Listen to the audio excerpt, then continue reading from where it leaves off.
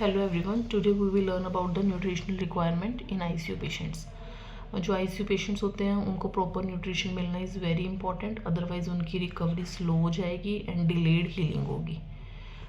तो न्यूट्रिशन हमें क्या देना है, किस फॉर्म में देना है और कितना देना है, ये जानना इज़ वेरी इंपॉर्टेंट। तो उसके लिए हम सबसे पहले कैलकुलेट करते हैं पेशेंट की एनर्जी एक्सपेंडिचर कितना हो रहा है। उसके लिए हम क्या करते हैं, पेशेंट का रेस्टिंग एनर्जी एक्सपेंडिचर निकालते हैं, जिसको निकालने के मल्टीपल फार्मूलाज हैं। जैसे कि पेशेंट कितना मेटाबॉलिक एसेस करते हैं हम, जिसमें देखते हैं कि पेशेंट कितना O2 इनहेल कर रहा है, कितना कार्बन डाइऑक्साइड छोड़ रहा है, बाय मल्टीपल मेथड्स। बट ये एक कम्बरसम प्रोसेस है और ये हर पेशेंट में हम नहीं कर सकते। तो इसलिए एक सिंपल सा फॉर्मूला हमारे पास है, that is 25 into body weight. उससे जो भी वैल्यू आएगी वो पेशेंट का रेस्टिंग एनर्जी एक्सपेंडिचर होता है पर डे, मतलब उतनी एनर्जी पेशेंट को पर डे चाहिए, उतने किलो कैलोरीज पर डे। इसमें जो बॉडी वेट है वो हम क्या एक्चुअल बॉडी वेट यूज़ कर सकते हैं, पेशेंट का जो भी वेट है वो हम ले लेंगे इन multiply by 25। But in case patient का जो एक्चुअल वेट है वो आइडियल बॉडी वेट से 25% से भी ज़्यादा है, मतलब पेशेंट इज़ वेरी ओबीज, उस केस में हम क्या होता है कि हम एक्चुअल बॉडी वेट नहीं ले सकते, उसमें हम एडजस्टेड बॉडी वेट यूज़ कर लेते हैं पेशेंट का।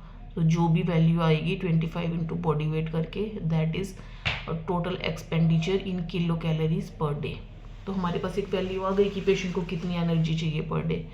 तो अब एनर्जी किस फॉर्म में हम पेशेंट को दे सकते हैं, क्या सबस्ट्रेट रिक्वायरमेंट्स है पेशेंट की, वो भी एक इम्पॉर्टेंट टॉपिक है। तो उसके लिए हम क्या करते हैं, पेशेंट को प्रोटीन्स भी चाहिए एंड नॉन प्रोटीन कैलोरीज भी चाहिए। तो नॉन प्रोटीन कैलोरीज में पेशेंट को क्या क्या चाहिए, उसको कार्बोहाइड्रेट एंड लिपिड्स चाहिए, एंड प्रोटीन कैलोरीज में प्रोटीन चाहिए। तो जो हमारे लिपिड्स होते हैं उसकी एनर्जी डिलीवरी कितनी होती है, अगर हम 1 ग्राम ऑफ लिपिड लेते हैं तो उससे 9.1 किलो कैलोरी एनर्जी हमें मिलती है। प्रोटीन से हमें मिलती है 4 किलो कैलोरीज पर ग्राम, एंड कार्बोहाइड्रेट से हमें मिलती है 3.7 किलो कैलोरीज पर ग्राम। जो मेन फंक्शन होता है हमारा, जो हमारी न्यूट्रिशनल रिक्वायरमेंट के लिए ज़रूरी होता है, वो यूजुअली कार्बोहाइड्रेट एंड लिपिड से ही पूरा होता है।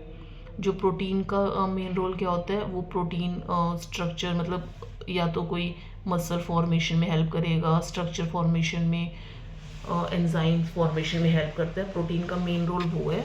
एंड जो कार्बोहाइड्रेट एंड लिपिड है वो हमें इंस्टेंट एनर्जी देने के लिए यूज़ करते हैं हम। तो अब हमें कितना प्रोटीन देना है, कितना कार्बोहाइड्रेट एंड कितना लिपिड देना है पेशेंट को। जो हम टोटल नॉन प्रोटीनेशियस जो भी पेशेंट को मील दे रहे हैं उसका 70% हमारा कार्बोहाइड्रेट होना चाहिए एंड 30% हमारा लिपिड होना चाहिए।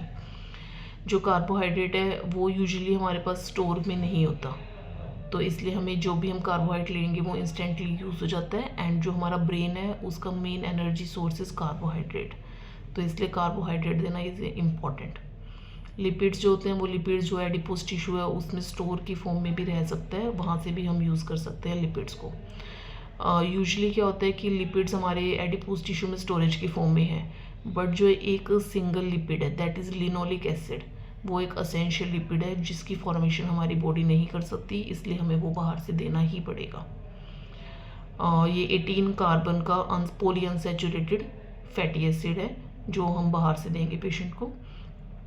अगर इसकी डेफिशिएंसी हो गई तो क्या होगा, पेशेंट को कार्डियक कॉम्प्लिकेशन हो सकते हैं, patient can be prone to infections and dry skin हो सकती है, स्केली पैची ड्राई स्किन हो सकती है। इसलिए हमारा जितना भी हम फैट बाहर से ले रहे हैं उसका 0.5% of total fat should be linoleic acid. हम इसको सैफ्लावर ऑयल की फॉर्म में पेशेंट को दे सकते हैं। Last one is protein. Protein usually हमें, अगर एक हेल्थी पेशेंट है उसको 0.8 to 1 ग्राम पर केजी के हिसाब से प्रोटीन पर डे देना पड़ता है। But in case of ICU patient और critically ill patients protein requirement बढ़ जाती है क्योंकि वो एक कैटाबॉलिक स्टेट है, तो उस केस में 1 to 1.5 ग्राम पर केजी तक हमें प्रोटीन पर डे देना पड़ता है। तो हम प्रोटीन कैसे एस्टिमेट करेंगे कि कितना प्रोटीन हमने पेशेंट को दिया और कितना उसकी बॉडी में रिटेन रहा। तो उसके लिए हम नाइट्रोजन देखते हैं, यूरिया नाइट्रोजन रिटेन देखते हैं हम कितनी रही बॉडी में। तो उसमें हमने क्या करना है, हमने देखना है उसमें कि पेशेंट को जितना भी प्रोटीन पेशेंट खाएगा, इनटेक कितना है नाइट्रोजन का, जितना भी पेशेंट प्रोटीन खाएगा उसका 16% नाइट्रोजन पेशेंट का इंटेक होता है, मतलब 16% of total protein is intake of nitrogen. तो इंटेक हम फॉर्मूले से कैलकुलेट कर लेंगे, जो भी प्रोटीन खाया उसका 16% इज नाइट्रोजन। तो और एक्सक्रीशन ऑफ नाइट्रोजन हम कैसे निकालते हैं, वो या तो यूरिन से एक्सक्रीट होगा या स्टूल से एक्सक्रीट होगा। तो 2/3 ऑफ टोटल नाइट्रोजन जो है वो यूरिन से एक्सक्रीट होता है and 1/3 is from the stool. तो 2/3 जो यूरिन से एक्सक्रीट होता है उसमें से कुछ पार्ट उसका क्या होता है कि क्रिएटिनिन और अमोनिया के फॉर्म में एक्सक्रीट होता है, बट 85% जो नाइट्रोजन होता है वो यूरिया नाइट्रोजन की फॉर्म में होता है 85%। और जो स्टूल में हमारा वो होता है नाइट्रोजन, वो usually 4 to 6 gram per day होता है। तो टोटल नाइट्रोजन हम कैलकुलेट कर लेंगे, एक्सक्रीशन भी कैलकुलेट कर लेंगे और इनटेक कैलकुलेट कर लेंगे। इनटेक कैसे कैलकुलेट करेंगे, by 16% of the protein intake, and excretion कैसे कैलकुलेट करेंगे, यूरिन और स्टूल के उससे। तो दोनों को जब हम माइनस करेंगे आपस में तो रिटेन्ड नाइट्रोजन आ जाएगा, that should be around 4 to 6 grams per day. तो वो है उतना प्रोटीन हमें पर डे चाहिए।